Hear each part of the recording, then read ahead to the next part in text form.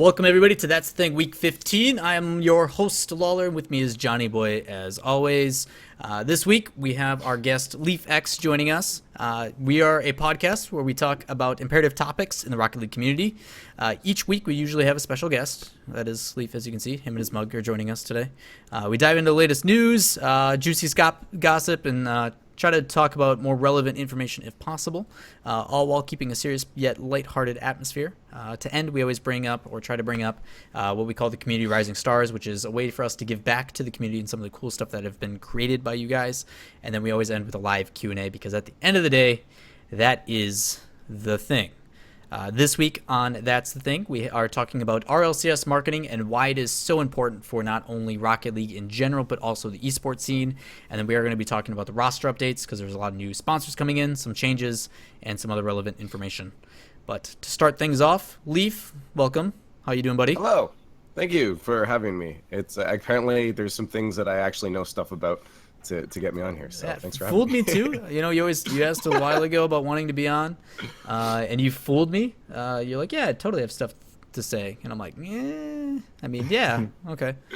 But first and foremost, obviously, we are going to talk about the elephant not in the room, because it's massive and on the right side of the screen, Aquadome. So Aquadome patch is coming out October 4th. That is next week, Tuesday. For anybody who doesn't know, that is also the same date that SteelSeries has a new headset thingy coming out. It should be pretty cool. They're changing the headset game in the gaming industry, I heard. That's what their Twitter said. So I'm pretty excited about that.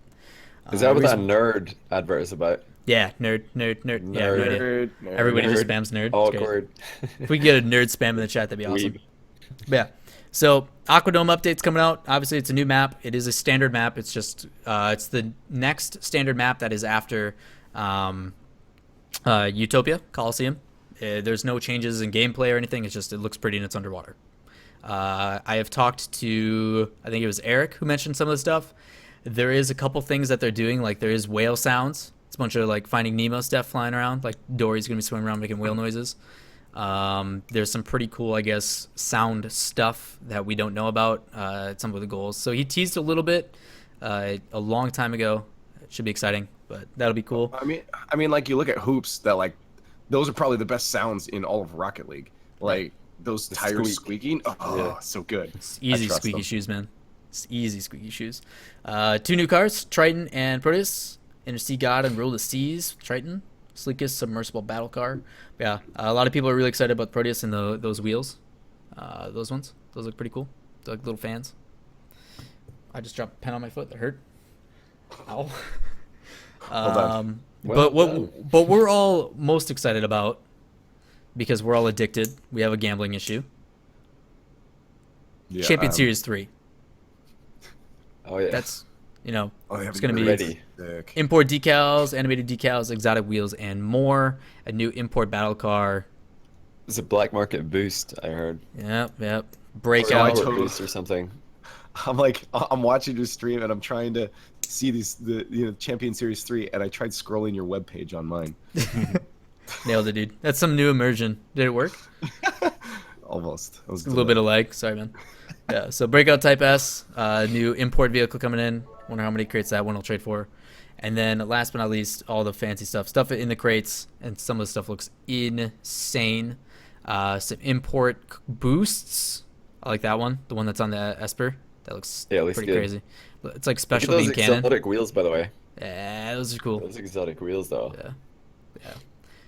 Black market stuff is always crazy to see. I'm sure someone with a Reddit post will detail all of those if you don't want to just spend money, or if you guys want to just keep giving us crates, we'll keep it on. Because I know we all have a problem, and I'm okay with it. I don't know about you, Johnny. I'm glad to see that you opened all 100. It was fantastic. Yeah, your I was surprised luck nobody is stupid. That one. I hate you and your luck. It was great. First try, no problem.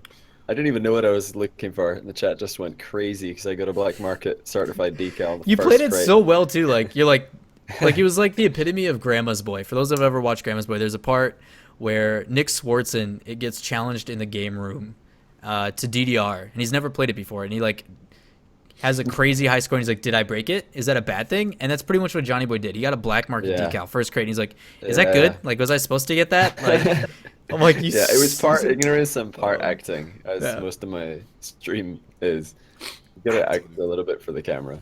Yeah, It was right. good fun though. I knew people were gonna be mad, so I'm upset. were mad. I I have every breakout decal you could possibly get 3 times over.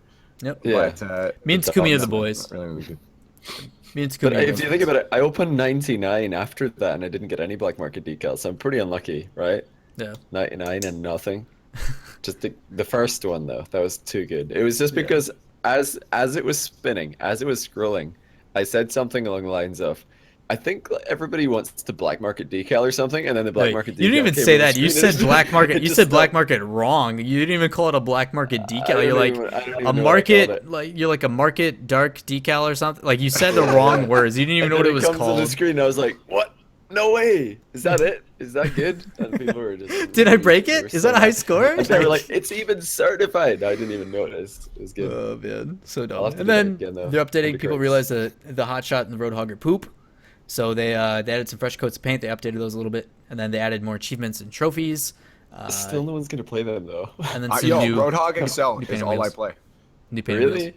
Best car. Why? Because What are you you just it's so doing? big. You just force yourself through everything. It So, wins every contest. But pretty awesome. I don't know. Pretty cool The stuff. starfish wheels though. I like the starfish wheels. So we're The gonna other ones we're Yeah, gonna it was put this part up on the stream because it's the coolest part, right? Coolest. Yeah, because they look neat.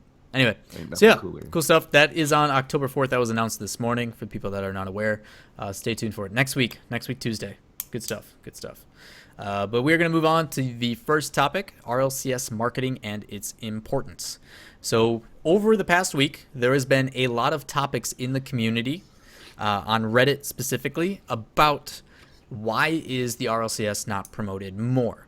The biggest and most upvoted, it was over 3,000 upvotes, which is not a little for the subreddit. Most like pretty Hey, big for a posts. non-GIF, that's Yeah. incredible. It's For a absurd. Hey, channeling my inner Kernovi GIF. Yeah, Pretty it's a lot. Yeah. And the title was 150K players online. People know more about Aquadome. Probably less than 10% know about the RLCS. And there was a ton of comments in it about, wait, what's the RLCS? What is an RLCS analyst? And like all this other stuff about things is that an people. RLCS analyst? Yeah, right. God. Let me hit my macro 1 button for you real quick. But for those that are unaware of the RLCS, they don't even know what it is. They don't even know what competitive scene exists. Like stuff that just baffles me. Like obviously there's some responsibility lacking. Like if people really want to know about the competitive scene, they should go and be ambitious to try to look for it. But at the same time, should they really have to? You know, should they really have to? And I don't think you should. Like if this is going to be such a huge proponent of Rocket League is an esports scene, one of the biggest things you should be doing is not only appealing to the masses, but make it easy for those masses to find the competitive scene. So there's a lot in the comments that didn't know what was going on. And there's a really rough way of facing it. I guess the biggest thing, Leaf, part of the reason why we're having you on the show, for those that don't know Leaf is one of the RLCS casters. He does play-by-play. He also runs an esports bar up north in the good old Canadas. And he also does something called Let's Play Canada or Let's Play Kitchener-Waterloo. I'm pretty sure if I got that right. Yeah. Talk about kind of your history of that and why you are relevant to this topic for me. Okay. So between the two, the esports bar came after. I actually just got back from today. We're relocating, so we're just moving some stuff. And first came LPKW, Let's Play KW. Kitchener-Waterloo is the region that I live in. My town specifically, Kitchener. But we started Kitchener. Kitchener, yeah. Kitchener. Like kitchen Yeah. with an on the end of it. Got it. Dang Canadians, and then right? Waterloo's the Like someone who adjacent makes city. kitchens. Okay, anyway. Continue. Kitchener. Kitchener. Too much effort. So I started running just tournaments for fun out of a bar because I worked in the bar industry for my whole life, and so I started like I want video games to be at work, so I started just running tournaments just mostly for my friends. No one was coming out, but like we had like 15, 20 friends each time. But I'm like, I want other people to come out to this, so I started thinking, what draws people to stuff like this? So we actually went through a bunch of different stuff, just Facebook stuff, Twitter stuff. We eventually used the resources of the bar and did up posters for it. And I realized the big thing that draws people out is prizing. Initially, like that's people want something to go and win. So we did gift cards, honestly. I found a local game store that wanted to sponsor it. So we had gift cards for the restaurant, for the game store. Nothing crazy. And then, we got like 30 people. It was when we added like money to it and the gift cards. Then I think once we added the money, we had like over 70 people come out into this bar just to play Smash Brothers Melee. We did it all wrong. I knew nothing about Melee at that point in the competitive scene. But thankfully it's a good scene. And that's why I think I'm in Rocket League, is because their community is very supportive of their game. And they told me, okay, this is how we actually do it. This is what we should do. So I got more involved with the community. And eventually I said, you know what? My dad's always taught me to be an entrepreneur, there's ways to make money off everything. So I'm like, well, while we're doing this, why don't we see if we can start selling t-shirts? So I actually started by selling t-shirts. Of just a friend did some designs up. They're really good. They're actually on our website. You can get them still. And because we just expanded because they were popular and people ate them up. Like they sold like candy. And it was, so I'm like, you know what? This could be a business. So I went and I finally registered that business. More people started hiring us out over the years to run tournaments for them at their location. So I always tried to get the weirdest locations. We've done tournaments outside. We've done tournaments in museums. We've done tournaments in hotels everywhere. That'd be pretty cool. And yeah, which one? The museum. That'd be pretty sweet. Yeah, that was actually really fun. Just because they had a lot of other stuff. There's a charity event as well, and there's like free cotton candy and slushies the whole time, so I wasn't complaining. So yeah, it was cool. It was cool. Just over the past 2.5-3 years, learning everything I could about running tournaments. We eventually ran a big one. But yeah, the company came out of like just me saying, hey, you know what? I could sustain this. It'll help to be able to write off stuff for taxes, and it just helps sustain what I'm doing. I mean, everything was. We did a lot of loss leaders where events were free at the beginning. So I just wanted to build community first. And I think that's one of the most important critical things and the hardest things to build is a community first. And that's why, like, for me, like, I just can't get into Overwatch or anything because I feel like there's no real community. They threw money at it right away first. Like, there's just a different vibe to it. Rocket League built its community first, then the tournaments came around. I think community is the hardest thing to build. And if you can do that first, you're off to a very good start. And then from there on out, I said, you know what, I want to have my own bar. I learned everything I could working for someone else. So I decided to open up our own thing, and we learned a hell of a lot in that too. Thankfully, I have a marketing person on my team. She's one of the ones, she did a lot of work for us. Like we wouldn't be around if it wasn't for her. She works at a Strive, and it was one of the best marketing companies in the area. And so she did a lot of stuff for us. One of my key things when it comes to marketing, I guess we'll get into stuff that I think makes it successful, is having a good grace period. So recently I had an event that I ended up having to cancel, mostly due to RLCS. I didn't have enough time to plan it. That's because I only was able to start planning it 2 months ahead. 2 months ahead was, for me, even rushing it. I say minimum for any event a month ahead. 2 is rushing it. 3 is a comfortable period. Which to no dissent, like, don't be wrong, I love Psyonix and everything they do, but you're literally promoting the RLCS like days in advance, and you're talking you want months in advance for your stuff. So, I mean, the first thing that I think is relevant, and I know Johnny's going to touch a little bit on it, is the first thing you said while you're mentioning that is that you recognize that this could be a business, right? Like you said that this can be a business. Johnny, do you want to kind of get more in depth on that? Yeah. So, that's the key point, isn't it? Because a lot of people who are involved in the esports scene with Rocket League, and a lot of people who are trying to get, involved in the esports community, they don't realize that it's a business first and, a hobby second. I don't think that transition or realization has been made except by a few teams who are making enough money and start to think, wait, how can we maximize our earnings, try and get as much as we can out of our short-lived career. So maybe you've got something you want to say about that, Leaf, because you've been in this industry for quite a while now, and you've seen the business side of it. So where does that come in? Like, how do we help people to understand that it is a business And what does that mean to you? So a lot of times I think people, when people are like, oh, it's a business first, people automatically assume that's like demeaning, like it's not a good thing that it's a business. I mean, actually someone used that on me the other day. I said, Elon Musk is trying to change the direction of humanity because he just wants betterment for our species. Someone's like, yeah, but it's a business first. I'm like, yeah, but they go hand in hand. If you don't have a business, how is he going to change? He has to make sure they're making money. Like that is the first and foremost thing. Like but you drive the business with your values and your morals. I ran so many free events and I went in debt at the beginning because I wanted to build a community, something every event, I said, anything you guys want, let's see if we can implement this. Obviously I had to say no to some things because they were just stupid or grandiose and it's not possible. But a lot of the times we implemented that stuff and we went community first and we listened to what they were saying. And in regards to Psionics, they listened to the community. So it's better than any other company I've ever seen. But even on how we ran stuff, I listened. I said, you know what? The players know this better than we do. But at the same time, as I said, I had to say no to some things because it would have been destructive to the company. We would have lost too much money. It just didn't make sense because they were a small minority of the group. You can't always please everyone. You try. But, so first and foremost, I had to make sure that I wasn't going to go in debt and live on the street because then I wouldn't be able to provide these free events.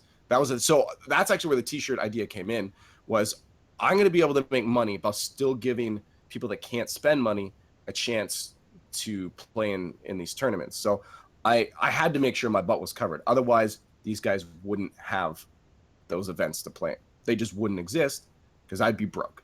So first and foremost, it's a business. Like they have to make money. So just hopefully that helps drive or forward your point. Right. So for those that don't, or that may not be more aware of it or don't kind of view it on that kind of spectrum, the reason why we bring up the fact that it is a business is that is first and foremost something that takes time. There's a lot of moving parts when it comes to the RLCS and everything that works out. So we demand certain things and there needs to be a patience. And we talk about that and mention that almost every week about we want implementations, but stuff takes time.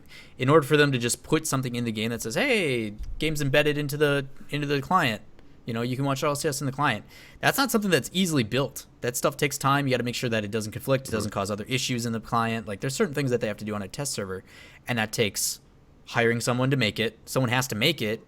You have to implement it. You have to troubleshoot it. Like there's certain steps that are done, and then you have to make sure it's all approved by a hierarchy. So there's certain legality things that come into play as well. But all of that comes down to being a business. If I can kind of touch a little more and expand on that a bit. So with my company, I actually realized I need a plan. I'm super small.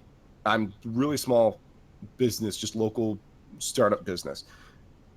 I had a 2 and eventually 3-year plan. Like it was a long plan of what we had to go. It wasn't just instantly this. It wasn't thinking on a whim. A lot of stuff did come up on a whim, of course, because it was just like, okay, that's really good. Let's do that. But I had a plan of what to do. The first year was community building, build the community, and then we go there. We try to start to bring the profit up a bit more. And then in the 3rd year, it was just I had 3 separate divisions that were able to work on their own, and that's what we're in now. So it was like there was a long plan for this, but at the same time, you're right. It takes time to build stuff. So one thing I really like from companies is when we can hear, it's like, okay, we're don't have this yet, but we're building it, maybe give a teaser of the roadmap. But at the same time, I was on the other side of it. And I a lot of stuff I like to surprise people with. It generates hype and it gets people talking about it. If they had known about some of the stuff I was doing beforehand, like my if they had known about EXP, so that's the big tournament I ran last year. If they had known about it way in advance, like a year before, it wouldn't have had the same impact. You need to find that period of like, like for me, as I said, 3 months. It gives people enough time to hype up about it. Hype drops a bit, and then as it gets closer.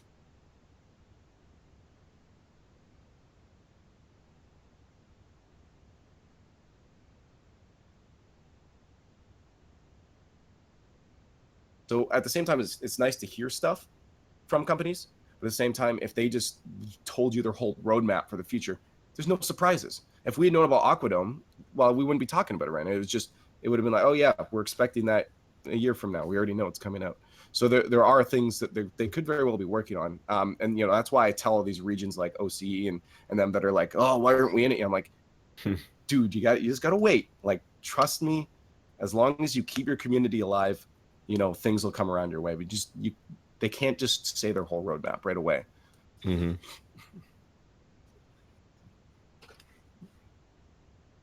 All right, Johnny boy, I'm going to ask you this. So they obviously like in Psionics to keep things hush. They like to surprise us quite a bit until it's like last minute. They'll be like, with my assumption, I assume this update's actually going to be out on Monday because that's what they do. They'll be like, yeah, it'll come out this day. And then a day earlier, they're like, surprise, it's out. And you're like, what? I had to work today. No, like, and then everybody freaks out and has to rush home and creates accidents on the road. But with the way that the roadmap works, do you think the esports thing should be one of those? Do you think they should say, community, we hear your reasons, this is what we're looking to do? Or do you think they should just slowly start to implement? Do you mean like with regarding marketing? And Yeah. They should just surprise us one day. We log in and there it is. Do you think like with marketing, should they acknowledge, like, okay, obviously there's a huge upvote. Do you think somebody should be like, yeah, we understand, we hear your concerns, we're doing our best to work on it? There's nothing wrong with that. Even if, like, it's even the most vague comment. Yeah. Any transparency, I assume. Something. Like you mentioned OCE scene, or I think we've mentioned OCE scene, asking when are they going to get involved. Let's say that a big Reddit thread started saying, hey, this is the second RLCS season now with no teams from outside of North America and Europe. When are regions like Oceania, Japan going to be involved? If someone from Psionics replied saying, hey, we're looking at ways to involve you guys as soon as possible. If somebody just said something as vague as that, OCE would be like, yes, we're getting in there eventually. It's like hope, something to work towards, continue doing what they're doing because clearly it's got noticed. I'm glad you said that because, okay, so you said, yes, hope, quote, something to look forward to. Why is having someone to look forward to so important? Well, it's like something to work towards. If you think about, well, if I'm going to apply this to myself, so I don't know, a sub button on Twitch, for example, that's something that a lot of streamers are working towards, right? And they know that they have to get their average viewers up to a certain amount before they can get it. So they work hard at trying to, create quality content that people actually want to watch so that they can earn that sub button. It's the same thing with, like, if the Oceanic community wasn't there and they weren't running as many Rocket League tournaments, there wouldn't be like that urgency to get them involved in RLCS. I don't know if there is an urgency. I'm just trying to read between the lines here. But let's say they had a massive tournament going on and some of the best teams in the world over there, just because the community is so thriving, then Psionics wouldn't be able to turn a blind eye. They'd be like, well, I mean, we need to look at this market over here that we're missing out on. That's where the business side of it comes in. If you are, creating content, if you're creating a community, and if the demand is there, clearly the developer of the game is going to look and say, okay, yeah, we've got to involve this community because it's massive. And I mean, I think on YouTube, Australia is like top 4 or top 5 as far huge as market. Viewing for Rocket League. I know that America is number 1, and then there's like Germany, the UK, Canada, Australia are all up there, and then like other European countries like France, they like to watch French content, so it's a different. But I mean, that would just be a different language of this casting for the same stream. They all come into the same sort of bubble that, just keep doing what you're doing. And eventually, those circles should be included because it's a world championship. They are part of the world. So Dude, I'm sure they'll be included. You're so But yeah, weird. to go back to like Staring into levitating. but yeah, going back to the marketing aspect of things. Yes, I think that I didn't actually look. Was there any Psionics reply? I take it there was no reply to the I didn't thread. see any. I think it makes slowly sense breezed for there through to it. be a comment just saying, "Hey guys, we know that the marketing or we've seen all of you guys saying that you want to see RLCS on the main page. We're working on a solution for that problem." Just something really vague like that would make everybody think, "Yay, we're being listened to," and it doesn't put like psionics on a clock that they need to do something within a certain time frame, or else people are going to say, "Hey, yo, you said that something was going to get done by November," because they didn't say they were going to do it by November. They just said, right. And you don't have to give we're like working on it, you know? you don't have to give anybody a date, and that's why we're saying we're working on it. And the reason why it's important to do stuff like that too is like if I say to the Oceania guys like, yes, we're trying to do our best to get you guys involved as soon as possible, that then shows those teams they're working towards something of worthwhile. They're not just playing for the sheer sake of enjoying the game. They're also playing for the ability to possibly have a chance, and not having that certainty, or playing with that uncertainty, I guess is a better way to phrase it. You just don't know when you say, and you have someone say, hey, this is what you guys can strive towards. We're working on it. It's like, okay, sweet. What we're doing isn't a waste of time. So, I mean, that stuff is huge. But so we get into the fact that, I mean, most of us, I assume, agree Rocket League's esports scene has definitely shown and come to show, definitely after the LAN too, there's an interest. People are definitely interested in watching. And my question to it is why isn't it promoted heavier? Like, why are we waiting days out in advance? Like, why aren't we promoting that weekly? Why isn't it plastered all over the subreddit? Why isn't there, like, I still don't know the website, if there is a website, where I can find information on the teams, when they play, schedules, all that kind of stuff. Like, why isn't there RocketLeagueEsports.com?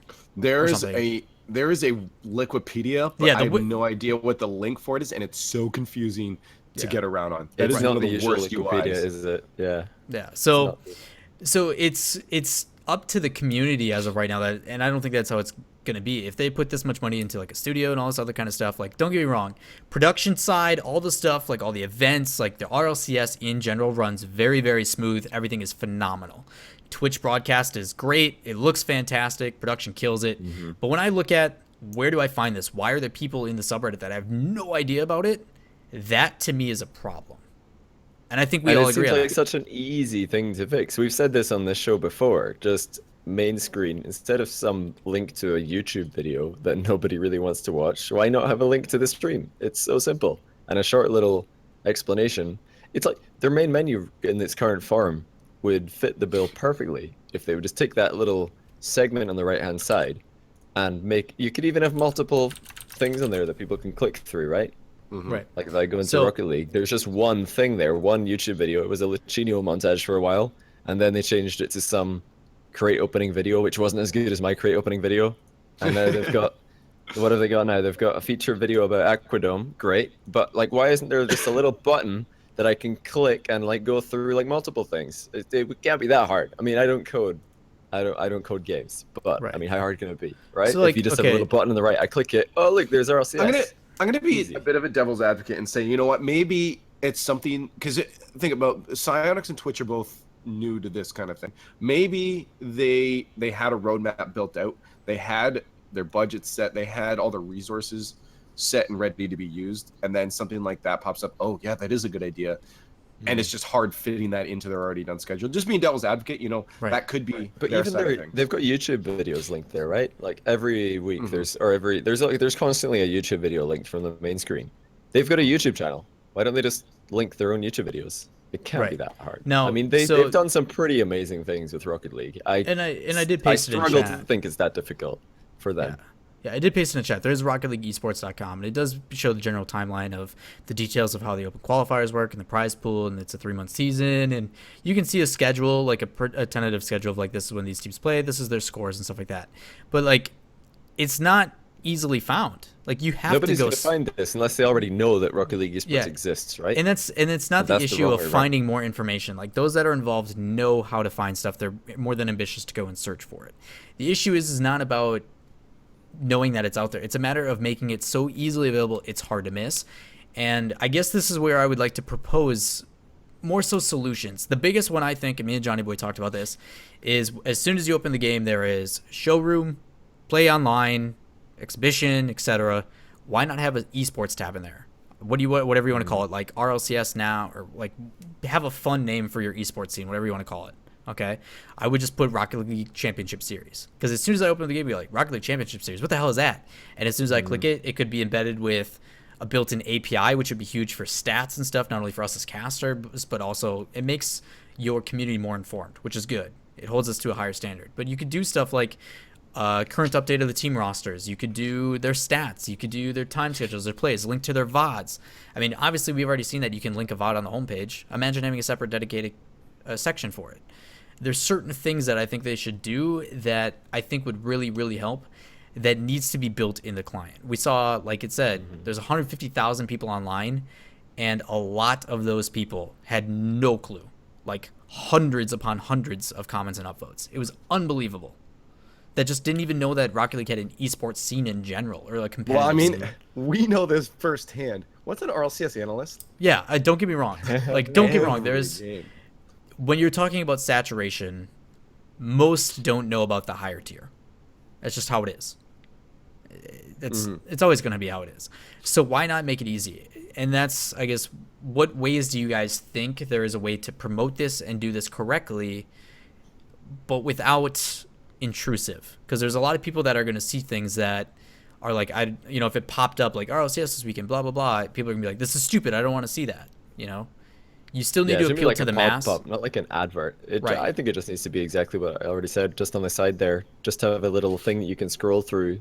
Like go look there. Okay, there's like the featured YouTube video that we've got up this week, and then if you go to the right, there's RLCS news, and like a link to the Twitch if it's live, a link to the YouTube if it's not live, and then you could have another thing there, like the new patch that's coming up. The Aquadome could be in that little list. I think that instead of having just one little news panel, that sometimes just as a YouTube video, sometimes a patch, sometimes something else. Just have like multiple panels you can scroll through. People will be like, oh yeah, I want to check this one. And then make RLCS the default one, because it's the most important thing than somebody's YouTube video. But yeah, at least we're promoting community content. But come on, let's be real here. We can help everybody at the same time by promoting the RLCS. That's like benefiting the whole scene. So why not? And I like that Science guy actually brought it up in chat too.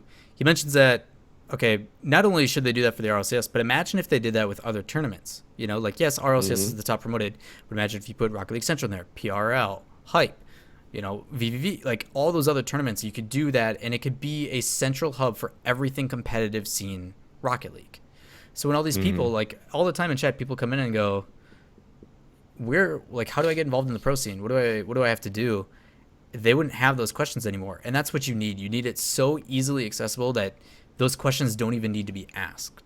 And that's difficult to answer those questions without them being asked first. And that's something that Sonics has technically done very, very well already, is they've answered a lot of questions that haven't been asked yet because they already thought of it. And that's difficult to do as a developer. Anybody who has ever set up a project or anything, trying to think from that third-party perspective and being like, I need to answer some of these questions before they even get to us. And that's tough to think about. It's a lot of pressure to be under. So sorry, I kind of want to touch on some of the things you were saying too. A couple things that the common person might miss out on is one, with like say the Batman car. The thing is, you can't just, they probably have contracts with Warner or whoever that is with to have that there for a certain amount of times. So maybe just planning those better to have RLCS content there on the the message of the day thing, or have two separate ones. I don't know if that was mentioned there, but two separate ones, one for esports, one for whatever one you have to have there. But I think the whole main screen is built for it. You get the ticker at the bottom. You could have like live updates and stuff with RLCS, who won something. The one thing I do want to mention though, and I think I'm sorry if I interrupted, you were going to ask me anyways, but the thing for me is like, there was one time we were doing a cast and I'm like, just message me on Steam if you need me. I didn't even realize, but apparently my mind is so used to tuning out Steam messages because they come up so often. Anything that happens in the bottom right corner of my screen, Hangouts, Steam, Skype, whatever it is, I don't even see that anymore because my brain just tunes it out as unimportant information because it happens so often. When I go into Rocket League, into the game, I instantly go to play online, search for match, then to training. I actually forgot there was a showroom button there for the longest time, even though it's bright and orange, because it's not my routine anymore. And I actually imagine a lot of people are like that. I think the thing that's really going to help new people, and I guarantee you there are people, casual players, that just do the same thing, play online, search, go into a match. I think the best option to have is something that changes. Honestly, the message of the week, day, whatever it is, that catches my attention because when it changes, it's big, and I notice the pictures change or there's new text. The only reason I notice that it changes though is because it stays the same for a very long time. If it was changing every day, I probably wouldn't notice it half the time because my brain now knows that it changes all the time, and it would just cut that out. So they have to find something that would. What about changing the background? What about changing that backdrop on the lobby? So you open up, you hit play. Before you even hit play online, that background changes to a different color. It shows like different things. It has something like that just shows in the background.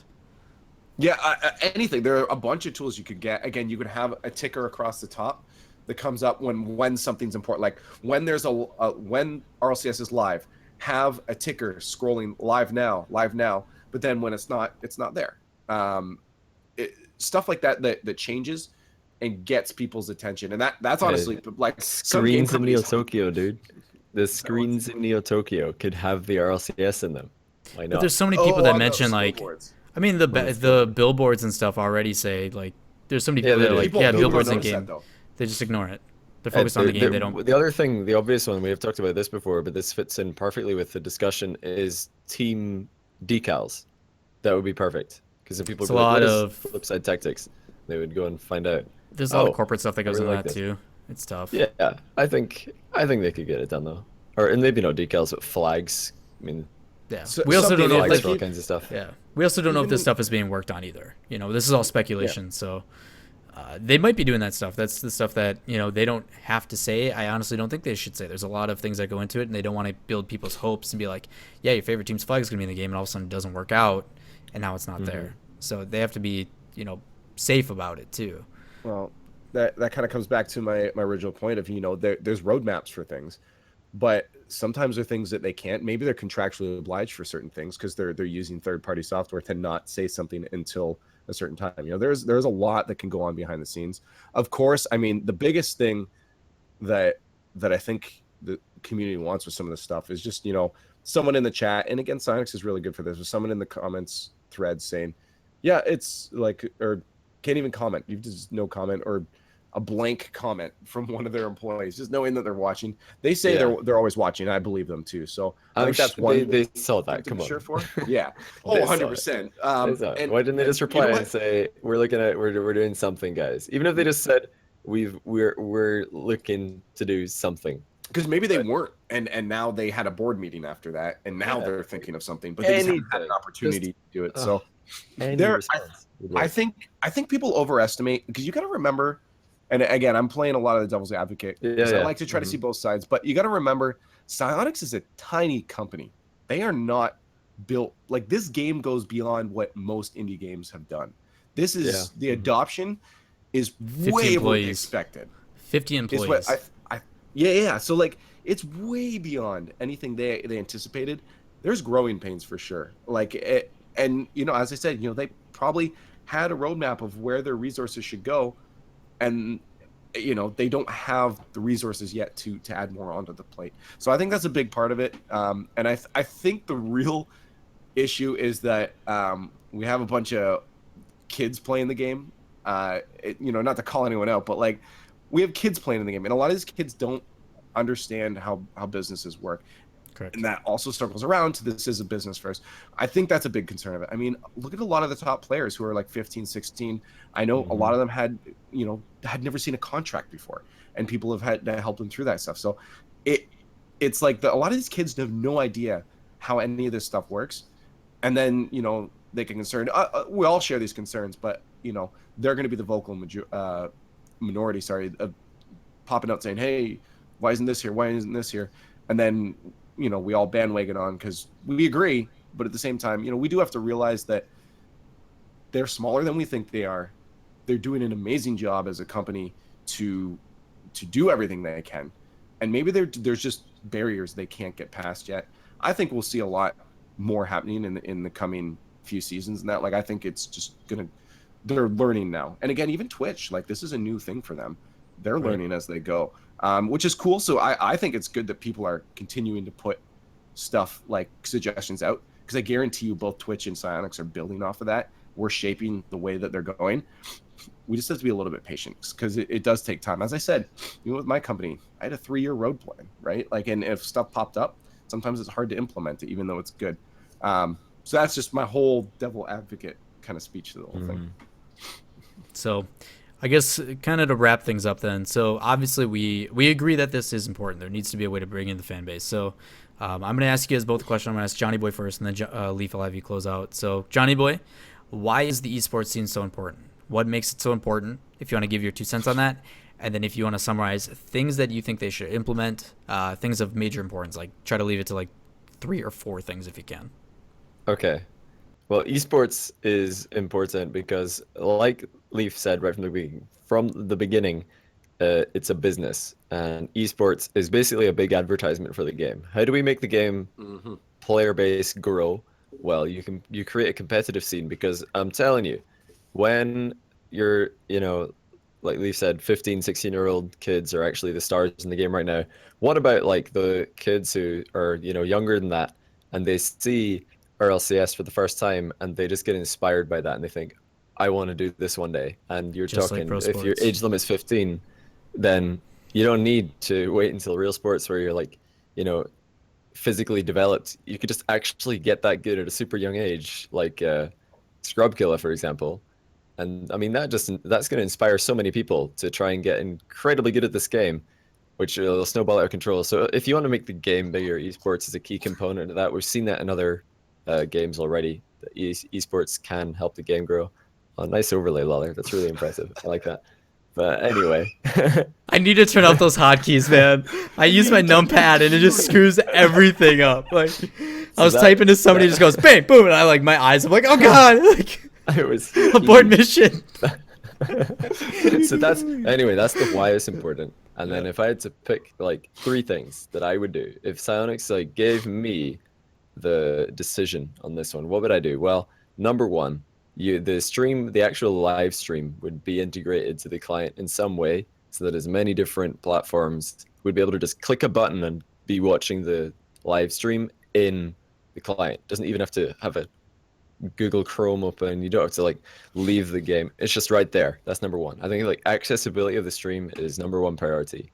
And then number 2, that's when you need to, like Leaf was saying, increase the advertisement and the build up by having like either a segment on the main menu with a little slideshow like I was talking about earlier, or like Lawler said, with an esports tab. I think that just giving people information is really important. And then third, just getting like flags or something cool that people just will think, wait, for all the people who aren't going to stop on the menu for more than a split second, like Leaf said, they're just going to go straight into game. Well, what if they unlock a flag at the end of a game and they think, wait, what's that? That's just another way to catch someone else's attention who might have completely missed it otherwise. So there would be the 3 things I would do. It's all about like making it as accessible as possible for like, just when you're trying to think about how to make something accessible, just imagine the laziest human being on the planet, times that by 10, and think, how am I going to get this person to find out about RLCS, right? They're not going to do anything by themselves. You've got to basically feed it to them. That's how I would do it anyway. All right, so well said. Leaf, if you want to follow up, same question. Why is growing the esports scene so important, not only for future of Rocket League, but otherwise, and what it does as an overall, and then things that you would suggest as solutions on how to do and accomplish that? So I think I like a lot of stuff that Johnny said, and I'm going to kind of elaborate a bit more on some of that. One of the things was what esports actually is. People don't realize how expensive it is to run a tournament, more specifically a LAN. Things like DreamHack, things like all these things are on. It's expensive. It is so expensive to run these, and I guarantee you, you're not making money just off the event alone. That's where sponsors come in. Any of this stuff is a marketing. Esports is a marketing tool for the game. I guarantee you, a majority of the money for Psyonix is coming from just casual people buying their DLC, buying the cars, and all that stuff. That's where their money comes from. Esports is great. I mean, to me, esports is the most important thing. I love, like, I'm an esports guy. I play competitively in whatever I do. I have to. So to me, it's the bigger portion. It's the more important portion. but you got to understand from the business standpoint, and that's what you have to look at first as a company, is that it's a marketing tool to make the money so that you can keep doing the esports stuff. It's, the money comes from people buying the other content.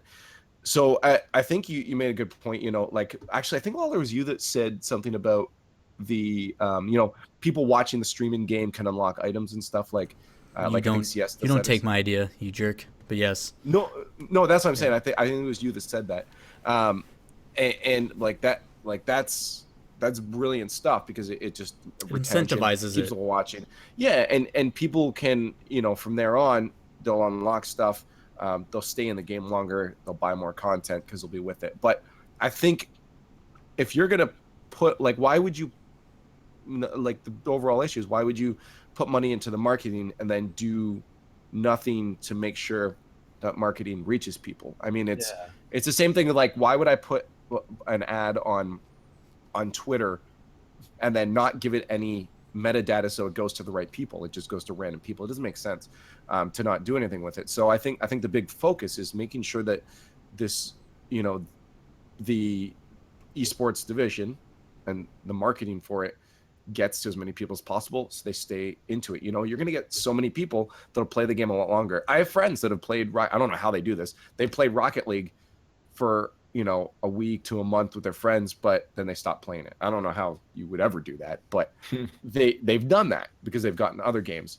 Now, I guarantee you, if there were things like that, maybe they would be like, man, I really love this so-and-so team that I saw in the game the other day, because there was I clicked on this esports button and it showed the broadcast.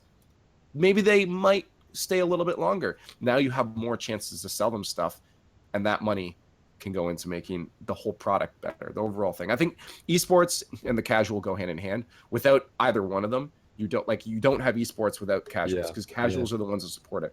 And then casuals, it won't have a game that's a sport as long if you don't have a dedicated user base like the esports guys, because we're the guys that are going to play that game and push it as hard as possible. So they go hand in hand. They go together, and they need to be equally as important.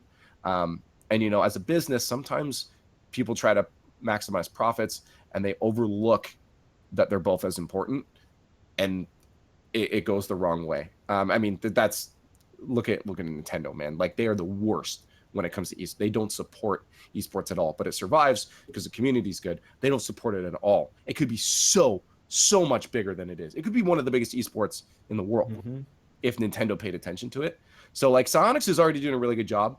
There's a lot to learn, but I think that's the biggest thing, is they're learning. So as for things to make it better, I think it's, as long as they understand that they're both equally important, we'll end up in a good place in the end. It's just a little slower because, again, this isn't a AAA title company. They are an indie company, and they're smaller than we think. Well said. Well said. So, to kind of summarize for everybody, future of esports is huge because it does exactly what you want it to do. It keeps people playing your game, because this is a business. Business is what this is all about. It's about making money in the scheme of things. There is ways that you can keep your morals, your morals, and your values embedded in that.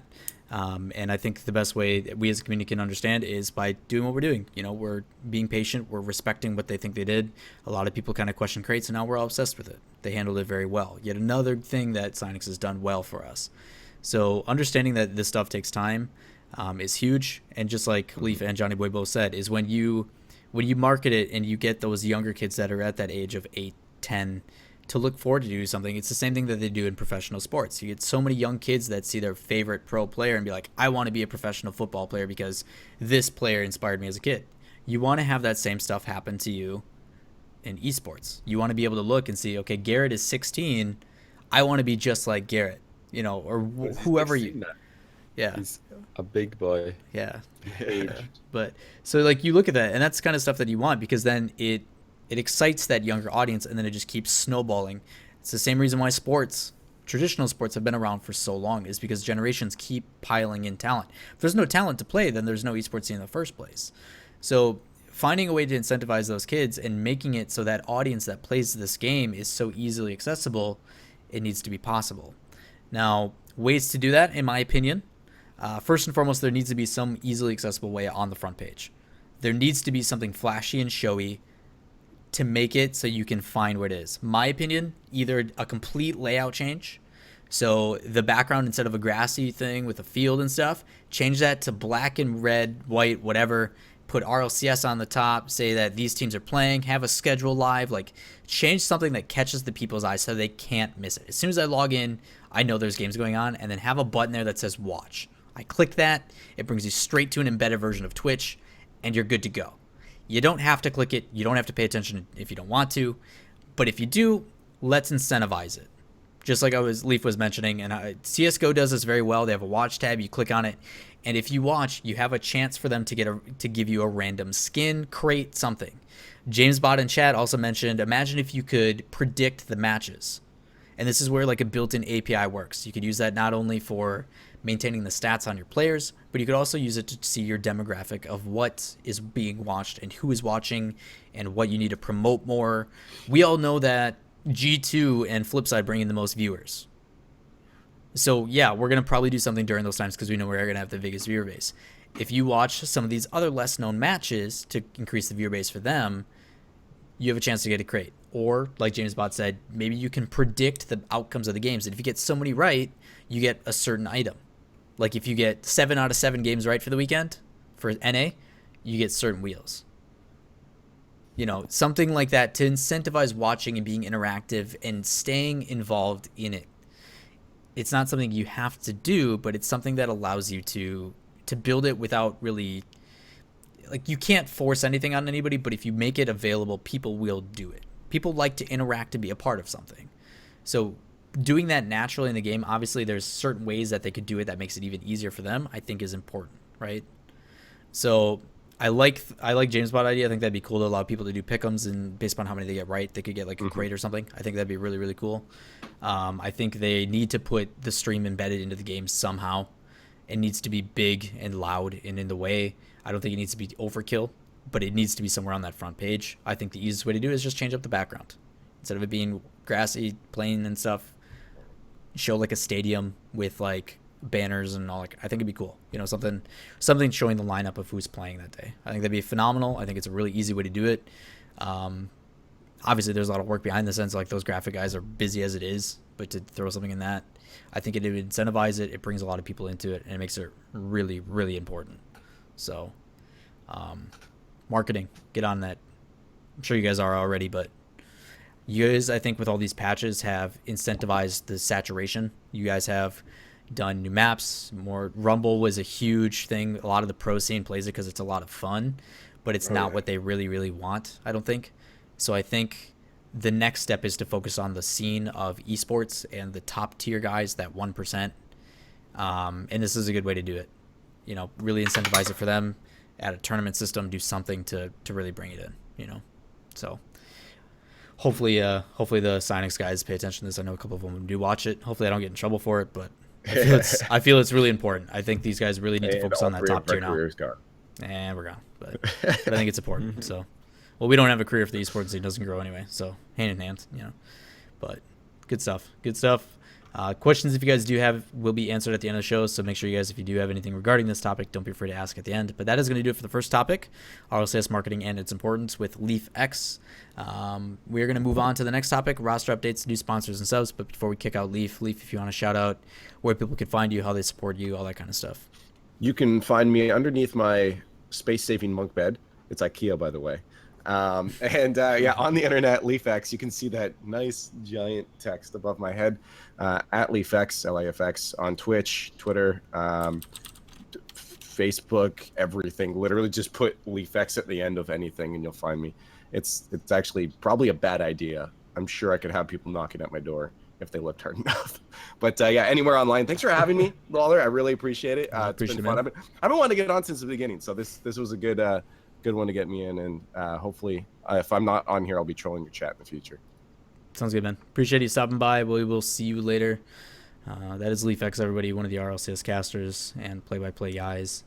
Make sure you guys check us and himself out, twitch.tv/Rocket League this weekend. It'll be good stuff. Yeah. But yell at that car ball. Yeah. See you later, Leaf. We'll kick you out of here. Bye-bye. Bye. Bye.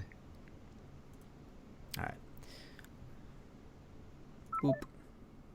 All right, so we're gonna fix this up. No Quinn Lobdell because he is being a land boy. Give me one sec, guys. Johnny boy webcam, fix it itself, please. Leaf, that's a fantastic picture. Make sure you guys all make fun of him that. See that peace sign? What is that? Yeah. There we go. No, it's the rock on sign, if I'm not mistaken. Just Leaf being a loser. Isn't it? He's going like this. Yeah. I don't know what he's doing. Half the time I ask myself that. What is he doing? All right. So we got Johnny on. No land boy this week because he's going to TwitchCon. But we're going to move on to our second topic, which is new sponsor pickups. We've got some subs that are coming in this week, and then we've got a couple other things that are switching around, so should be good stuff. Johnny boy, if you just want to alternate the teams that we got, talk about Yes. their rank right now, and then kind of go through there. So if you want to start off, hit us with NA, start with G2. Yeah, this is the order that we go through the teams is the order that they will appear on stream. So first on stream is Gamers 2. They're only playing one game this weekend, which is probably quite lucky for them because they need as long as they can to start things out before the end of the group stage, which after this weekend we get the mid-season madness, so they're going to have like a 2-week preparation for their week 3 games in groups. But they're quite a lot going on with G2 right now. They just got a team house, did over 0 in Kronovi, and they have that kind of made it difficult for them to practice. They are, of course, all 3 of them at TwitchCon. Lachinio, over 0, and Kronovi all at TwitchCon, or at least that's what Lachinio told me today in my stream. So that could work out well for them. We were actually talking about this before the show. They are the LAN boys. They're the offliners. So now they're actually together at a LAN. They've got setups there. And will that actually make them play better? It's yet to be seen. They only have one series, and they're going to be playing against Exodus. So I would say their chances are pretty low given their current form. I'm not very optimistic about that. I think they're going to be 0-3 after the end of this week because they starting off this week 0-2. I don't know if you think they have a better chance than I do, Lawler, but I'm not too hopeful. Even though they're at a LAN, I don't know if they can beat Exodus, who are just looking very good right now. Yeah, it brings us to Exodus. So they face Take 3. That's probably my matchup to watch this weekend. Take 3 and Exodus both looking really, really strong. If Rizzo keeps playing the way he has been, I'm afraid for most teams. Insolence has kind of played kind of poor this past weekend. I did see him in 1v1s in his 1v1 game. His thought process is phenomenal, as always. I just feel like he doesn't feel comfortable when he plays in that threes team. There's something that he needs to do to change up his position to play a little bit better. But the big matchup between those two is they're both undefeated right now. With Exodus only played one match because they were one of the top 2 seeds, so that's kind of why. But they clutched the game on like G2 or not G2 KOU lost. So they're up there with Take 3, who is also undefeated, and Genesis. So this is a time for Exodus and Take 3 to prove that they're legit. It's up to them to really decide who's going to take it and consider to be that team to beat. And then again, like you mentioned, that's if Exodus hasn't lost to G2 yet. So which I don't think is going to happen. Exodus has just been on point. They're looking strong. Turtle had a little bit of a lack of presence last week, I think, but that's unlikely. Again, I just don't see it back-to-back weeks. He's always involved with Garrett, so should be exciting. Yeah. I think I forgot to mention with G2, like, if they do lose to Exodus this week, is it time to get a sub? Is it time to use one of their subs? Because they've got Gambit and Squishy Muffins on the roster. Right. And how likely it is for them to be used is unsure at the moment. But G2 are a team who have used subs in the past. In Qualifier 2 for RLCS Season 1, they did get over 0 in for Lachinio at some points. They got over 0 in for Gambit at some points. And of course, they brought over 0 to the LAN. So Kronovi has shown in the past that he's perfectly willing to use subs. And I think that wouldn't be a terrible idea at this point. They might need some fresh faces just to give some pressure. I think over 0 in particular is really feeling the pressure of the lack of success that they're having online at the moment. After coming off the high of the LAN, they're just in the depths right now. I think that for him, taking a step back might be a good idea. Not like full-time bench, but just for a little while, just to try and ensure qualification. I think Gambit would be good to get back in. But even with that, I don't think they're going to beat Exodus. I think Exodus are going to crush G2 this weekend, and then probably beat Take 3 as well, because they're going to come in with, they're going to be warmed up. And even if Take 3 have been scrimming off stream, it's not really the same as playing on stream. It's not. No. I don't know. It doesn't warm me up as well. We saw that last weekend, where teams who had played one series and then played another one were doing better than teams who were just coming in onto stream for the first series. So Exodus, I think 3-0. Take 3 probably. I think that'll go the distance. I think it'll be a good match. It'll be close. It'll be close for sure. But I think G2 0-3 after this weekend. Take Exodus 3-0. Take 3. They will probably. I think they're going to lose to Exodus, but then they're up against Revival. They'll be warmed up by that point, so I think they're going to win. Probably go 3 wins, 1 loss. Slightly worse than Exodus, but same amount of wins. I don't know what you think about that one. Yeah. Take 3 over Revival pretty comfortably, in my opinion. Yeah. I mean, you look at. So we talked about how Revival and Deception are the bottom 2, right? Yeah, no. Mm-hmm. Deception played unbelievable, and it's unfortunate they're 0-2 because both those games were, like those matches altogether, like the entire series was so good. Deception played really well. I think Vince is highly underregarded. Like Vince is damn good. Like some of those guys played like well. Yeah, Played well last week. Yeah, for those that don't know Sure. Deception, it's Vince Bell Fireworks, and they played great. I mean, they brought some of those games to Game 5. Like they just lost last second. And it could have went either way, and that's what interests me is I want to see how consistent they play. Now that they've kind of come through the hardships, are they able to come back, still play that well, but clutch a win in the end? Or they have an issue with closing out? We don't know. Revival got an easy 3-0 over G2. G2's in a rough state, and that puts G2 in a scary situation too, because those were games they were supposed to clutch anyway. Like NA is a lot closer than I thought it was going to be, and G2 is looking at one of the bottoms.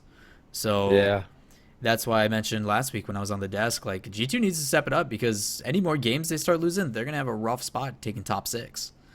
So Yeah, and then to start off week 3, I believe they have Kings of Urban, yeah, who are warmed up Kings of Urban, so it's not looking good. But Crafty I G, my reckon- bad tournament. I Thank think you. long-term prediction, G2 are going to be 0 wins, 4 losses, and then they're going to win their 5th set. And then they're probably going to win their 6th set, and maybe even the 7th. I think they could pick it up at the end, but it's not looking good right now. Yep. Revival, though, that 3-0 over G2, really surprising. Like I didn't think G2 were in that much of a slump. Yeah, and don't get me wrong, Losing like 3-0, man, that's to bad. explain like Revival. So Revival has a bunch of players that have been around: Sid, Chrome, and Gino. I've never thought of them as a top tier, and all those players are good. Don't get me wrong; like they're way better than I'll ever be. But there's something about that team that just doesn't seem to me that's enough to be like, all right, we should be super worried about these guys. Mm-hmm. And it just goes to show that something's going on with G2. They're not playing the characteristic I've been saying a couple days on the past stream. They're just trying to be something that they're not. I think they're going for something unconventional. If they just would just play their game and stop trying to force things, like mechanically they can make up for a couple mistakes here and there, but they need to let Lichinio go loose. I don't know what it is that they're putting him and forcing him to be back. I think he needs to be up and he needs to play reactionary. With zero hesitation, just, hey man, you see the ball, go get it, and we'll let you do that, and then we'll back you up with over zero. And if over zero still whiffs it, then we can see Kronovi clean up, because Kronovi's going to still hit it no matter what you do to him. But even Kronovi was playing uncharacteristically. Like there was hits he was going for that he shouldn't have, or shots he should have hit that he didn't. Same thing with over zero. Like over zero was just biffing it, like beating it, as you would say. Yeah. On wide open nets, and it's like, okay, something is going on to where you guys need a breather, and this bye week could not come at a better time. It really couldn't. Yeah. The fact they only have one game this weekend and then a week break from group play to do mid-season madness is great for G2. Just more time to try and figure it out, because apparently they got smashed in scrims by Vendetta, who are now called Vindiction, I believe. Yep. Vindicator. That was Vindicator, my bad.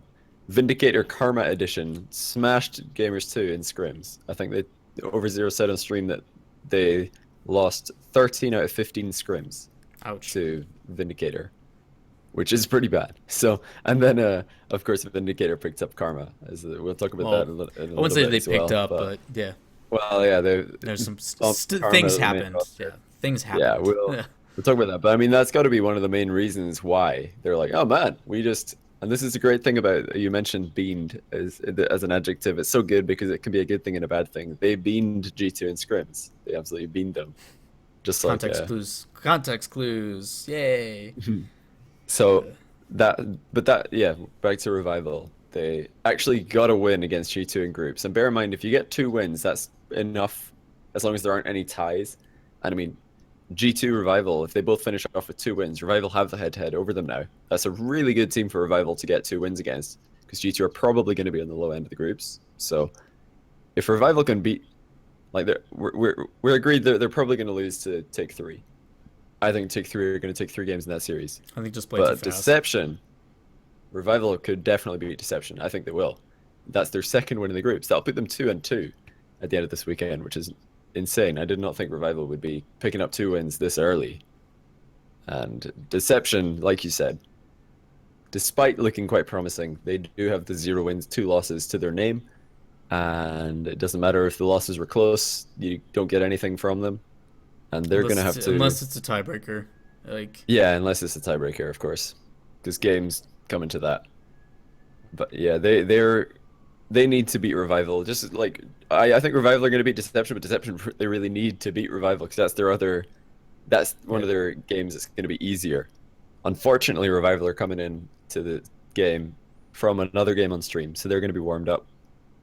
Deception are going to struggle, and then they have to play against Genesis, who are looking really good. So I could definitely see 0-4 Deception after this group, after this weekend. I could definitely see that happening. That's what I expect at this point, because Genesis have just looked unstoppable. Yeah, it's a big thing that I look for is if the trend of team that's now warmed up plays their second match of the day, do they take it? And if so, is Deception going to get to the distance again with Genesis? And if so, are they going to fall short again, or are they going to be able to clutch it? We don't know. So Genesis, like you said, has been looking good. Classic's a good addition. He's been playing a little bit more aggressive. That's what they needed. They had a little bit, like you said, they've had a little bit of a stutter in the open quals, but they were still able to get in because they should have crushed through that bracket anyway. But glad to see that they're back on top. I said top really weird there. Twop. They faced King to Genesis. Yeah. But they're warmed up, as we keep saying. It's their 2nd series on stream, so that could be really good for them. And Kings did drop a set to Take 3 already, so the onliners are beatable, it would seem. And that's really good news for Genesis, because if they can take down Deception, albeit it's their 1st series in the stream, if Genesis can take them down, that sets them up for the potential 4-0 record, which would put them top of the group by themselves, assuming Take 3 lose to Exodus. And it would actually put Kings of Urban at 0-2, which is... There's a lot of surprising potentials going on here. And I think Genesis are going to do it. I was not impressed with Sad Junior last weekend at all. No, and I think that Genesis won with Classics not playing very well, which if Classics can just play better, they're going to win even harder, I think. I agree with that. KOU is kind of in a weird spot. They just didn't do anything characteristic, I guess. It just felt like meh. Like there was no one really played really, really bad. Nobody played really, really good. It was just kind of average play. And KOU is notorious for just being a bully, and I just didn't see any of that. Like you started to see it a little bit more towards the end when they're playing on their back heel. They're like, all right, we gotta get into shape, and they use that kind of motivator to. You saw Sad starting to boost deny a little bit more. They started getting up in your face a little bit more, and they started to winning. They started to win that series as they did that, but it was just too little too late. So I feel bad for Vendetta though, or now Vindicator. Hardest week ever for Karma to come in. So Lethamir basically had some stuff go down. I guess he got a little mouthy, and they didn't want to put up with it.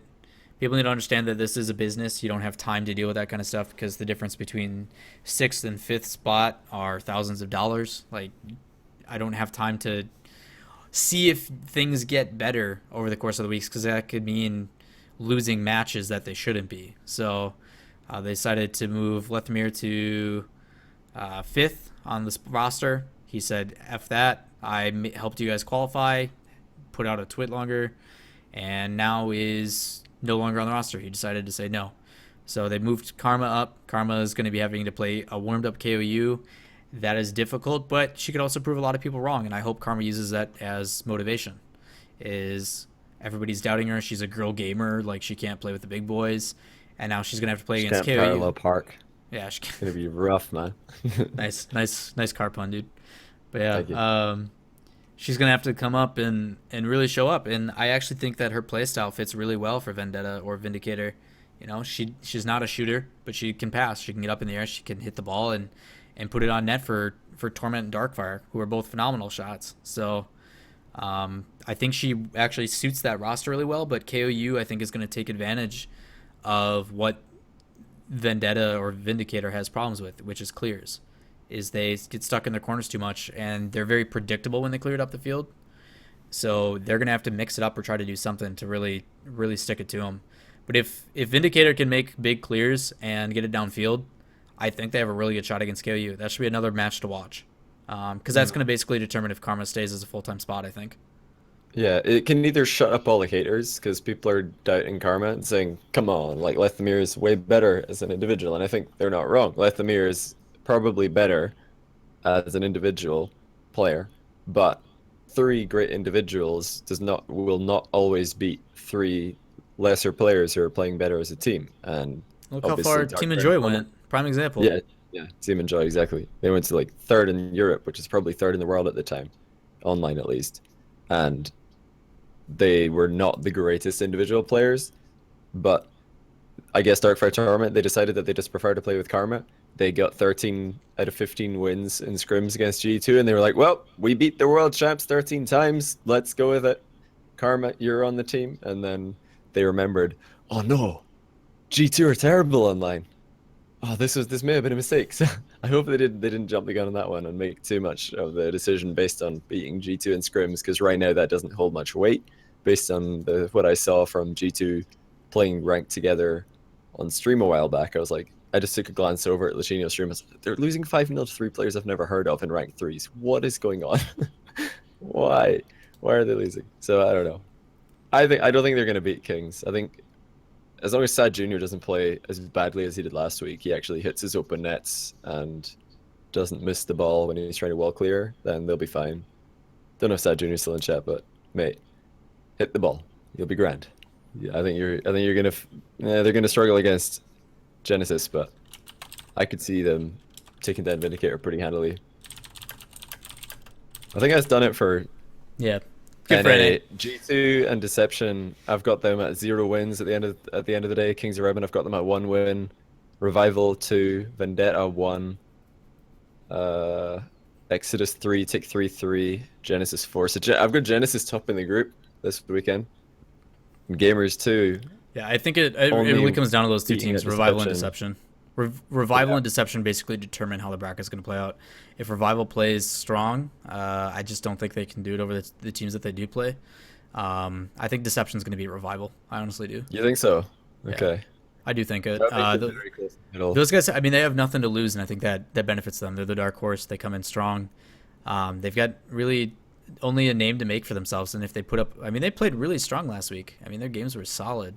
They just fell short in both series, and they played two really tough opponents. So, it'll basically help me. I try to show consistency when making my decisions, and we just haven't seen that yet. We're only 1 week in, so I think another 2 games will help me to be like, all right, 2 weeks worth. They fell short both weeks. Okay, yeah, they can't clutch it or whatever it is. Mm-hmm. But I honestly think Deception's got a good squad. I think they can do it. So I think they'll at least take one. I think they'll take it over Revival. I think Revival's going to have a hard week. But between Revival and Deception is my one to look at. Exodus and Take 3, and then KOU and Vendetta are the games that I look out for. I mean, Genesis and KOU too, but very interesting games. They're all very interesting for scoreline. Like, will G2 actually win a game? Will Exodus, Take 3, or Genesis manage to continue their perfect records?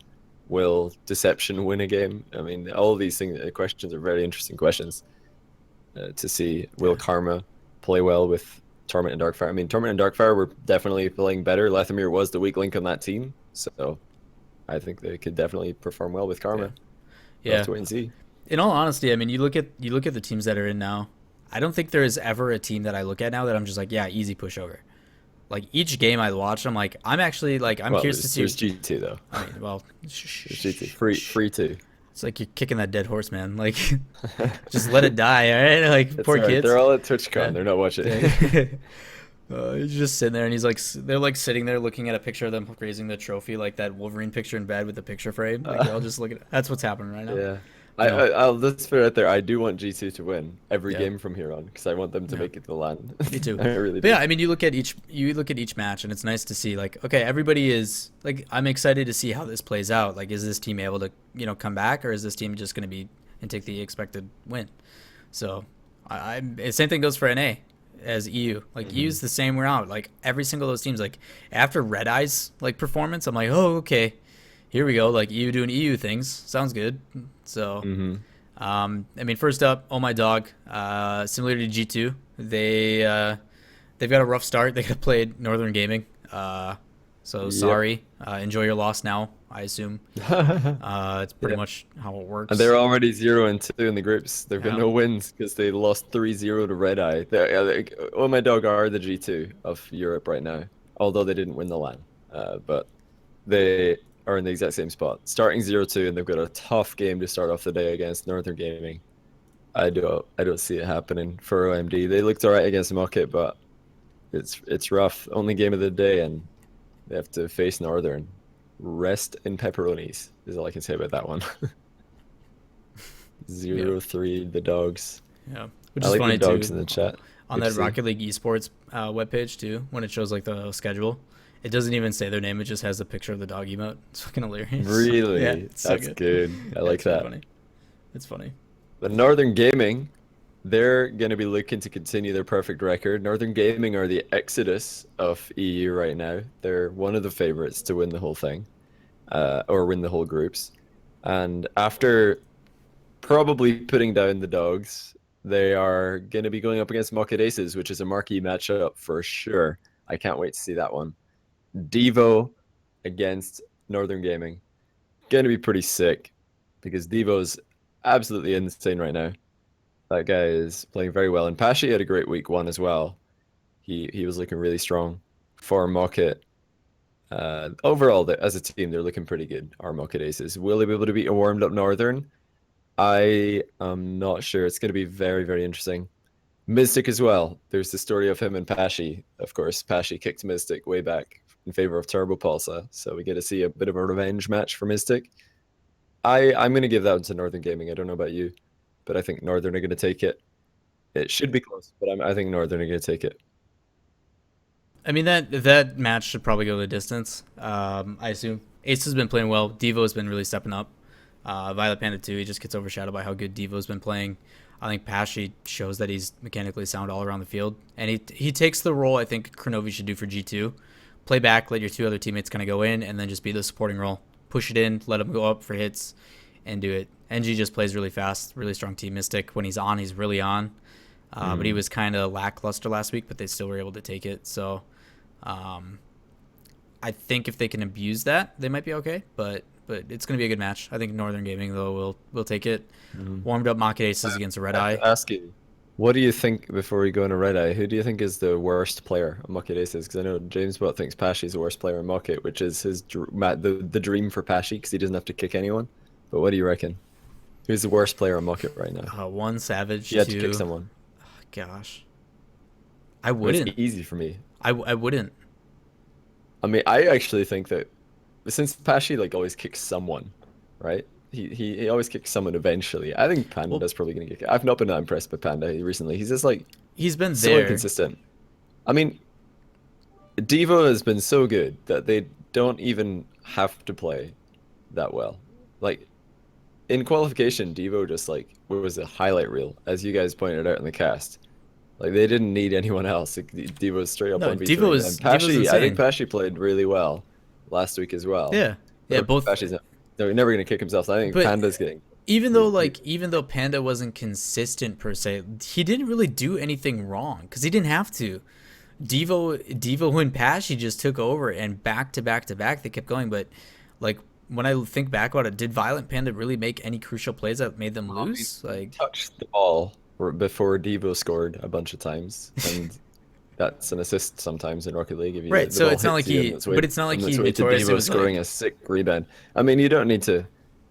Like, I think that when they get up against Northern Gaming, we're going to see a bit. I think Panda's going to be a weak link in that series, assuming Mystic doesn't like. I think like through the Violent Panda, and Mystic are in the same boat, right? I just think Mystic Yeah, had yeah, much for more of sure. an off week than Violent Panda had, but the way that I look at the team is it's not that they're a bad team; it's just they could be better, right? So Mhm. if they were to replace Violent Panda with like a player that isn't available, you know, I they don't c- think there are. Well, I mean, the way that RLCS works, there's not going to be any replacements right. But I because there's mean, only one qualifier. But I reckon after the LAN, well, that's Rip just Panda. that's just Pash's way or of after they fail to Rocket qualify, League, Rip you know? Panda. Yeah. I don't see it. I don't see it working out long term. I mean, I'm thinking a lot of guys in chat who are saying that they looked great might have only seen them play last Right. weekend, which they did look great, but they played against who did they play? They played Summit and Precision Z.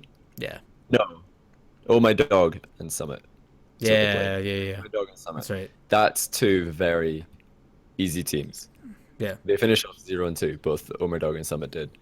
I think that when we see Mocket go up against your flip side, your Northern, that's when Panda will get a bit more exposed because that's what's been happening in other tournaments Right. that I've been watching in Europe. That Once they play against a team that can really most pressure them. people I've not seen. That's when you just see Panda be much more ineffectual. But we'll have to wait and see. Yeah. Market Aces has a very I'd fast love to be play proven style. wrong. Like Market has a fast play style, so when they play a team like Northern Gaming or Flipside that have an even faster play style, that's when you see that exploitation come into play. But when you see teams like Summit that kind of just mix and match, it's not enough to stop it and point out that weakness. So I agree with you on that one. Red Eye shocked us. I think they played really well last week. They did. Really taking Flipside on. That was probably one of my favorite series. Watching that, I was just like, oh damn, like Red Eye really showing up. Like this is a good match. But then they showed why, they were able to take on Flipside after they destroyed Oh My Dog. It was one of the few 3-0s that weekend, other than G2 and Revival. But yeah, big thing that we talked about too is with like Deception. I want to see consistency. Are they able to do it again for a second week? Are they able to put up a strong defense? Are they able to take another game? Mock Aces, I assume Aces are going to take, but I think they'll beat Summit. So. Yeah, Red Eye should be beating Summit because last weekend Sebadam was, I think, top goal percentage in the league for Europe for Summit. Like he was the one silver lining for all of the clouds that are kind of, just darkening Summit's day. Right. They're going to be looking to pierce through those clouds, though, rise to the summit, get above the clouds, and actually get some wins. But I don't see it happening. I think that Summit are in a lot of trouble. Flarky and Jesse did not look comfortable, and Sebadam was the only player who really looked to be able to keep up with Mocket Aces and Supersonic Avengers and get some goals, cause some pressure. But that being said, Sebadam was great. I was very impressed with Sebadam. I think he had a couple of mishits in defense, but overall very, very solid and looked very threatening on the ball. But yeah, they're going to struggle. They got to play against Red Eye, a warmed up Red Eye, who are going to be picking up probably their second win of the group stage against Summit. I think for me, Red Eye and Revival are those two teams who are kind of overperforming. It's funny that there's actually so many direct comparisons from EU and NA right now. Like It's Revival crazy, or Red like Eye, how OMD or consistent. G2, Northern Gaming or Exodus, Yeah. Mocket or Genesis. We would have had Flipside being Kings of Urban, but Kings of Urban lost, so that didn't work out. I think Flipside are take 3 now, probably. But it's very interesting. Yeah, the I think inconsistencies Summit are struggling consistent now. between the two Summit regions. It's weird. Who are Summit? Summit or Deception, I guess. Yeah, they get close and then they lose. Yeah. Yeah. Except Deception got a bit closer, Yeah. and it wasn't such a carry job by one player like it was for Summit with Sebadam playing out of his mind. And then they have to play against Precision Z, who are also starting off pretty weak here. Who else started off pretty weak in NA? Who can They're like Precision Z be? also like Deception. They're also like Deception though, because they played decent. It's just they came up short. So, I mean, they have a chance to redeem themselves. Precision Z are Kings of Urban. Yeah. Because we thought they would do better. Yeah, Yeah, there we Precision go. Z are Kings. Neither of them have won a game yet, but we expect them to qualify regardless to Yeah. the playoffs. So there we go. Precision Z are Kings of Urban. Nailed it. Man, I didn't even realize that there were all these parallels, so we started the show. Right. It's Yeah, unbelievable. Precision, they're probably going to beat Summit, I think. I don't see Summit winning a game or winning a series this weekend.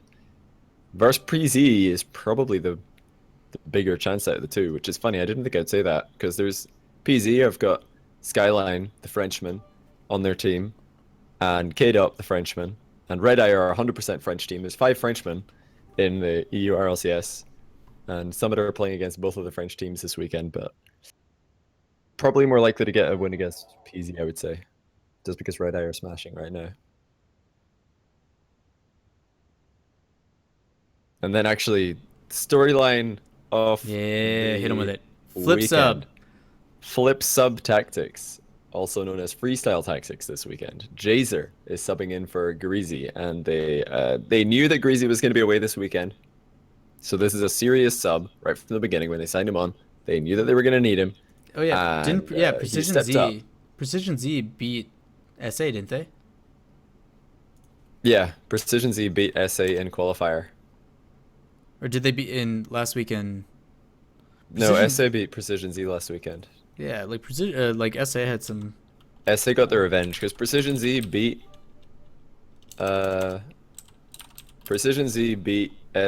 in qualification, but then SA beat them on in group stage, I think. I could double check that. What was positive? Precision Z versus SA. Skip to the end. Or maybe did PZ win it? I know it went to like a...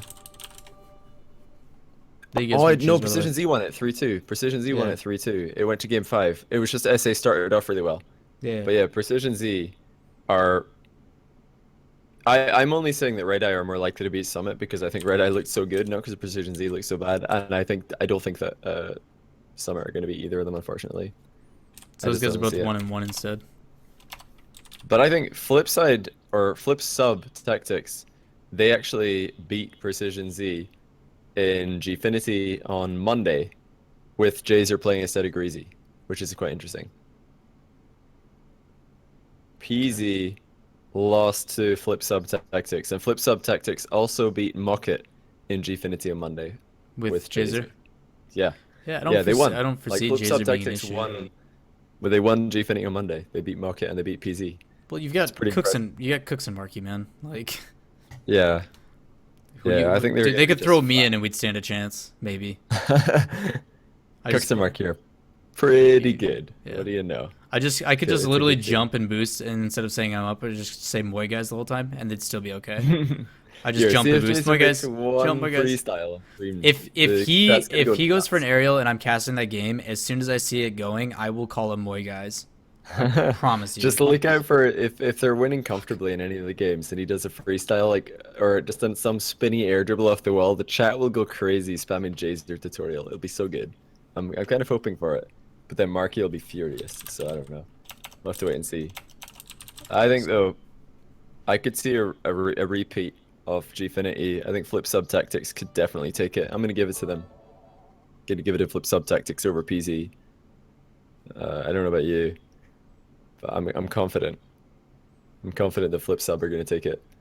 Me too. Yeah, I mean the big difference, Precision Z, obviously they've got kind of a. I think they'll go 1-1 again. I think they'll take Summit, but they'll lose to Flip Sub. Yeah, I agree. It's just Cooks and Marky are too good. But then Flip Sub's going to be even warmed up for Supersonic Avengers. Now Reunited, for those that didn't see the pickup. Reunited is like a player-owned org, which is pretty cool. So I think it's a cool win for them to have. For those that don't know Reunited, I don't know like the exact owners and stuff, but I know it's some people that are like ex-players that are now looking to start. So some cool stuff. Hopefully they have some connections. That's pretty cool. But I don't know how much they signed for whatever, but should be cool. But yeah, Greasy's no longer there. Yeah, they've never looked good against Flipside with Greasy. I think they've only lost. I don't think they've even won a game in a series against full strength Flipside. So they're going to be glad that Greasy's not there. But I think it's going to be more of the same. I don't think Reunited, formerly SA, are going to have much chance against Flipside with or without Greasy. I think that with Jazer they're going to be just fine. Well, Flipside are going to be just fine against Reunited, which is it's the only game that Reunited will have this week. So it's not a disaster if they drop it. especially with Summit and Oh My Dog doing as badly as they are, and yeah, Summit. I guess Reunited have already played Summit. They haven't played Oh My Dog yet. No. They'll be looking to win that one. They'll be looking to beat Red Eye. That's the key games, just to Mhm. ensure that they qualify. I don't think top two is going to be a thing for Reunited. I think top two is probably reserved for Flipside Northern, with Mocket Aces being the best case for an upset at the moment. But we'll have to wait and see. A lot could happen this weekend. Flip Sub Tactics might completely flop. There might be flop Sub Tactics. Who knows? Oh, I'm hoping for all kinds of memes from the caster desk based on Yeah. Flipside. There should be some. That should There be should so be some good. good stuff. I know, like, if I'm correct, like Greasy's just not able to make it. I don't know what he has Yeah, going they on. knew he wasn't going to be able to make it this weekend, so they were always looking to get a good sub. And Jazer Yeah. was chosen because they think he's the best option, not just because he's a marketing tool. Like, You're right. he is definitely a good player. He used to be on the best team in Europe, SK Gaming, alongside Yemen Dadu and X3MW back in the day. So he's played competitive Rocket League to the highest level. We'll have to wait and see. Can he do it again? I'm a believer. I'm definitely a believer. My internet's being Flip sub. super weird. Let's Hold go. on. My internet just went like crazy. Are we back, guys? All right, we're back. Sorry about that. Internet just went super derpy. We lost like a ton of frames. All right, we're back. Sweet. But yeah, so Reunited flips up. Should be interesting to see how that plays out. I'm excited to see how they handled the warmed up Precision Z. I don't think that'll be an issue, but I feel scared for Reunited. I think Moy will be all over, and they'll be all right. So should be good. But It's gonna be funny. before my internet poops, we're gonna close it. That is gonna do it for week 15 of That's the Thing audio portion. Shout out to Liefx for joining us and talking about marketing and why it's important and the esports scene. Kind of drew on that. And then also predictions. Should be some upsets this weekend. We don't know who's going to win or not. And that's always exciting to see. Another 7 matches this weekend. Stuff to look forward to. So make sure you guys check that out. Twitch.tv/Rocket League. That is Saturday at 12 p.m. Pacific time, which is